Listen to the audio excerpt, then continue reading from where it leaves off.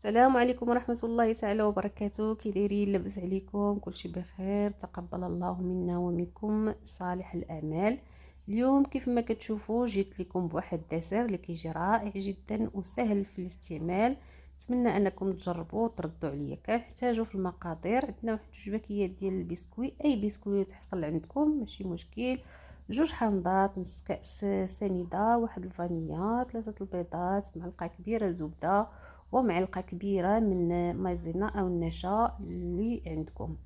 اولا كناخذ هذا البسكويت اللي عندي وغادي نطحنو شي شويه. تقدروا ديروه في بلاستيك وتضربوه بالدلاك، ونتلاقاو ان شاء الله بقيه المراحل. بعد ما طحنت كيف ما كتشوفوا البسكويت ديالي، انا كنخلي فيه بعض القطع باش كتكون ديك كيولي كروكون. من بعد كتزيدوا عليه واحد ملعقه زبده كبيره، وكنخلطوا الجميع مزيان مزيان، كنديروه في واحد الاطار اللي كيتحل من الجوانب، اي اطار انا استعملت هذا. وكنوركو عليه مزيان مزيان في واحد طبسيل كيف ما كتشوفوا. كنوركو عليه مزيان جيدا باش ملي كنكونوا كناكلوه ما كيتفرتش لينا لاطاق ديالنا. كنغطيوه ببلاستيك غذائي وكندخلوه للثلاجه حتى يتماسك. من بعد كناخذوا الحامض ديالنا، كناخذوا ليه ديك القشره الرقيقه في الحكاكه الرقيقه كيف ما كتشوفوا، وكنعصر دوك جوج حامضات، وكناخذ هذا الخليط ديال القشور والحامض كنديروه على النار حتى الغليان. من بعد كناخذ 3 البيضات مع فانيا مع نصف كأس من السكر. تقدروا تزيدوا السكر على حسب الذوق، انا درت غير نصف كأس من السكر. كنخلطوا جيدا، كنزيدوا عليهم ملعقه كبيره من المايزينا.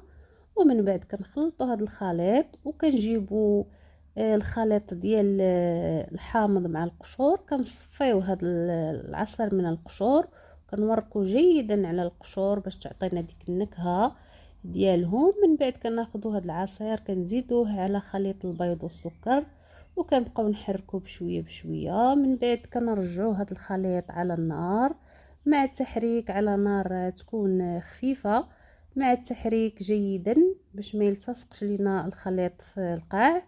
ومن بعد صافي ها هو اصبح بهذا الشكل. ملي كيغلى كيعقاد كنزيدوا عليه ملعقة كبيرة من الزبدة، وكنخلطوه جيدا حتى كتذوب عاوتاني ديك الزبدة. ملي كتذوب الزبدة كناخذوا هذا الخليط كنكبوه على وجه لاطاكس ديالنا اللي خرجناها من الثلاجه، كتكون تماسكت. وصافي كنقادوه مزيان، وكنعاودو نغطيوه وكنخليوه في الثلاجه على الاقل واحد المده ديال ساعتين. ومن بعد كندوزو لطريقه التزيين. بعد ما خرجنا لاطاق ديالنا من بعد واحد الساعتين كنحلو عليها الاطار غير بشويه، وكنزينوها بالطريقه اللي بغينا على حسب الموجود اللي عندكم. انا هنا كنت غادي نزينها بالشوكولاته ما استقلياش، زينتها غير بواحد شويه ديال اللوز كونكاسي كيف ما كتشوفوا. وخديت واحد الطرونش ديال الحامض قسمته على جوج مع شويه الربيع. والمهم هو ان المذاق كيجي رائع جدا. ما ترددوش في انكم تجربوها وتردوا عليا ان شاء الله في التعاليق. والى فيديو قادم بحول الله. ما تنسوش جيم. الى اللقاء.